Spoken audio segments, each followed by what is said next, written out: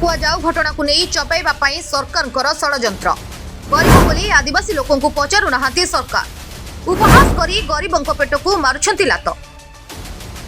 आदिवासी दुख दुर्दशा प्रति राज्य सरकार एते उदासीन कहीं ना सेमानंकु केवल भोट बैंक भाबुछंती बीजेपी सरकार दायित्व नेबा बेलुकु किछि नाही। खाद्य अभाव आंब टाकुआ जाऊ खाई तीन जनक जीवन गला हेले सेही गाँव में एजाएं कोनोसी मंत्रींकर पाद पड़ी नाही। सेमानंक सुख दुख बुझिबाकू केही गले नाही बरं आंब टाकुआ जाऊ आदिवासी पारंपरिक खाद्य कही ओलटा सेमानंकर दारिद्र्य को उपहास कले।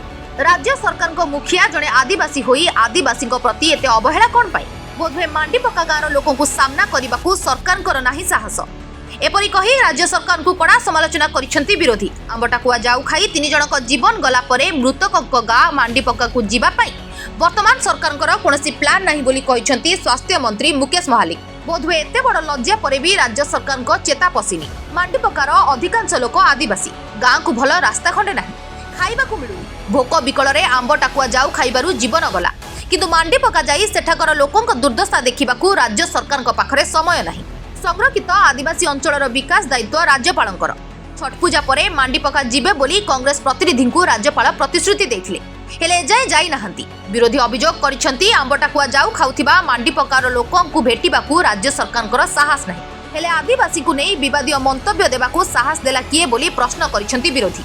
आंब टाकुआ जाऊ खाइथिबा लोकों दुर्दशा एतिकिरे सरी नहीं। जो माने असुस्थ होई कटक बड़ मेडिकल और ब्रह्मपुर एमकेसीजी रे चिकित्सित हेउछंती सेमानकु उत्तम सेवा मिलु नथिबार अभियोग होईछि।